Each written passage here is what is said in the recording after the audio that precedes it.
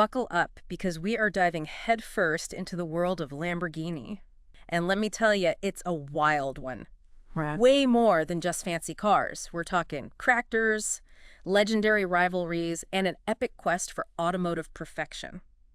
Yeah, a lot of people don't realize this, but Ferruccio Lamborghini, the man behind it all, he didn't come from money.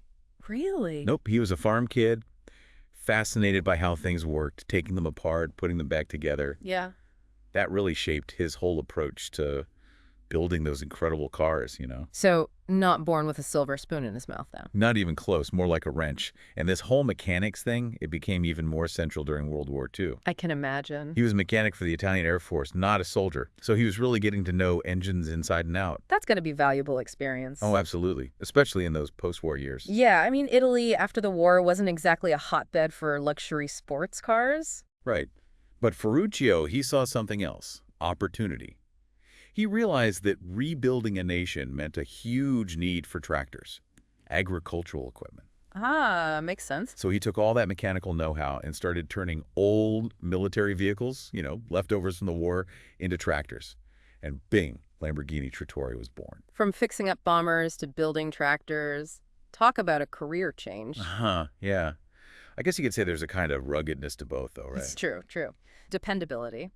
So, how did Lamborghini go from tractors to these incredible supercars? Well, Lamborghini Trattori, it really took off. By the 1950s, Ferruccio was a successful industrialist. He finally had the means to enjoy those luxury cars. He'd always loved Ferraris in particular. And that's where things get really interesting, right? Didn't he have a bit of a disagreement with Enzo Ferrari himself? Something about a clutch, wasn't it? It's legendary, the Ferrari feud.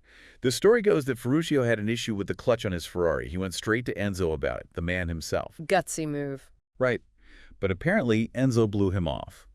Now, the details are probably a little hazy after all these years, but this little encounter, it really highlights this fundamental difference in their philosophies. So it wasn't just about a faulty part. No, not at all. Ferruccio, he wanted more than raw power, which was Ferrari's focus. He wanted a grand touring car, something comfortable, refined. He wanted it all. Exactly. Exhilarating performance, A&D, luxurious refinement, something he felt Ferraris just didn't offer. A car that could win on the track, A&D turn heads cruising through the Italian countryside. Exactly. And that desire to create their perfect blend of luxury and performance, that was the driving force behind Ferruccio's ambition. In 1963, he decided to shake things up. He was going to build his own automotive empire, and Automobili Lamborghini SPA was born. He wasn't content just competing with Ferrari. He wanted to redefine the very idea of a high-performance car. He absolutely did. And to do it, he assembled this incredible team of engineers, you know, the best of the best. Giacomo Dallara, Giampaolo Dallara. These guys were drawn to the challenge of bringing Ferruccio's vision to life. I bet. What was their mission? What were they trying to achieve with this first car? They wanted to build a car that was more than just fast. It had to be meticulously engineered, luxurious, a true driver's car. And that car, it was the 1964 Lamborghini 350 GT. And if I remember correctly, that car went from idea to reality incredibly quickly. You're right. Within a year of founding the company, the 350 GT made its debut at the Geneva Motor Show. And it was a statement. You could tell Lamborghini was serious about precision, artistry, the whole package. What was under the hood of this masterpiece? A powerful V12 engine. This thing was a beast. 280 horsepower, a symphony of engineering. They weren't messing around. They came out swinging, ready to make a splash. They did. And people noticed. The 350 GT got rave reviews for its elegant design and impressive performance. Lamborghini had proven they could deliver on their promise of luxurious power. It was just the beginning. The 350 GT was a great start, but I think it's safe to say that what really solidified Lamborghini's place in automotive history came just a couple years later. Yeah, the Miura. Even the name, it gets you excited, doesn't it? It's legendary. It's been called the world's first supercar. And for good reason. It really was a game changer. What was so groundbreaking about it? Well, a lot of things. Yeah. But I think the biggest thing was its mid-engine layout. It was revolutionary. Okay, break that down for me. So up until that point, most high-performance cars, they had their engines in the front, right? Right. The Miura, it placed that powerful V12 behind the driver but in front of the rear axle. Interesting. Completely changed the game. And it didn't hurt that it was designed by Marcello Gandini from Bertone. Talk about a looker. A true work of art. Absolutely. But the mid-engine design, it wasn't just about aesthetics. It seriously improved the car's weight distribution, handling. You could really feel the difference on the road then. Oh yeah, this thing could fly in a straight line and you could dance through corners like nothing else. It set the standard, didn't it, for supercar design? It really did. Even today, you can see the Miura's influence in so many sports cars and supercars. But, like with any story, there are ups and downs. For Lamborghini, the 1970s, that's where things get a little rocky. Yeah, the oil crisis in '73 really shook things up for the automotive industry. I can't imagine that was easy for a company known for powerful, gas-guzzling sports cars. It was a tough time. Demand for luxury sports cars it plummeted. And on top of that, Ferruccio Lamborghini himself, he started to step back from the company. Oh, really? He was ready to move on to other things. It seems like it. I mean, he was passionate about cars, but he had other interests too. He had a vineyard he was really invested in. So the company saw a few different owners during this period, right? Trying to find their footing again. Yeah, it was a period of instability, to be honest. Each owner brought their own vision, but none of them really, captured that magic of those early Lamborghini years. It wasn't until 1998 that things really changed, and a pretty unexpected partnership came about. Audi. Yep. A German automotive giant taking the reins of this iconic Italian brand. That must have raised some eyebrows. It definitely did. People were skeptical. But Audi, they understood something crucial.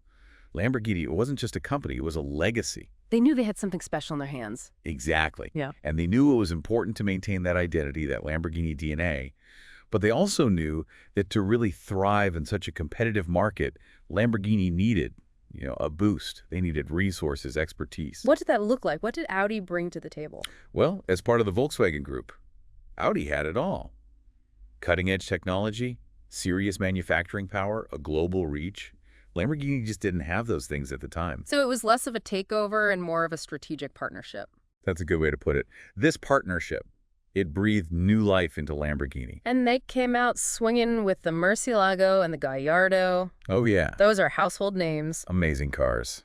What was it about them that just captured everyone's attention? Well, the Murcielago, it was the successor to the Diablo, right? Aggressive styling, that monstrous V12 engine, it was incredible. It definitely made a statement. And the Gallardo, it was a little smaller, more attainable, but still unmistakably a Lamborghini. I think it really introduced a new generation of drivers to the brand. But then they really switched gears, didn't they? They took that classic Lamborghini DNA and did something really unexpected. Urus. An SUV. Yeah, you're right. It was a bold move. Mm-hmm. I think some people, the diehard fans, they weren't so sure about it at first. But Lamborghini always did like to do things their own way. For sure. And they weren't wrong, were they? The luxury SUV market just exploded. It exploded. And Lamborghini, they were ready. They saw a chance to bring that Lamborghini thrill, that excitement to a whole new group of drivers. People who, maybe never thought they'd be behind the wheel of a Lamborghini. And it's not like they just slapped a Lamborghini badge on a generic SUV. The Urus, it's still got that Lamborghini soul, Absolutely. It's powerful. It handles like a dream. It looks incredible. It just works. It proved that Lamborghini, they could branch out, try new things, without losing what makes them special. It really feels like they took that core philosophy, that drive to build head-turning, powerful machines, and just translated it to the SUV world, and they didn't stop there. Now they're embracing hybrid technology with the Revuelto. That's going to be a huge step for a company known for its roaring V12 engines. It is. It's a big deal for Lamborghini, for the whole supercar world, really. But it just goes to show that, electrifying performance, it doesn't mean sacrificing what makes a Lamborghini. The feeling, the sound, it's all still there. That iconic engine roar, but with an electric twist. Yeah. The best of both worlds. I think it's a really exciting time for Lamborghini. They're honoring their past, but they're also looking towards the future, embracing new technology. And honestly, I can't wait to see what they come up with next. Me neither. And it all goes back to Ferruccio Lamborghini, doesn't it? I mean, he wasn't afraid to shake things up, to go against the grain, to build something truly exceptional. He was a visionary, for sure. He had this drive, this passion that, you really don't see that often. You can really feel that energy, that refusal to be ordinary in every Lamborghini, even today. It's pretty inspiring, if you ask me. It's like a reminder that, sometimes the greatest journeys, they start with a simple question. What if? What if we build something different? What if we try something new? Exactly. What if we challenge the impossible? And, maybe, just maybe in doing that, we inspire other people along the way. That's quite a legacy. It really is. And it all started with a farm kid who loved to tinker with engines. That's the story of Lamborghini. From humble tractors to roaring engines, from a rivalry fueled by passion to a future charged with innovation. And we're along for the ride. That's right. And on that note, we've reached the end of our deep dive into the world of Lamborghini. Thanks for joining us on this incredible journey. Until next time. Keep exploring, keep asking what if, and who knows, maybe you'll find yourself creating a legacy of your own.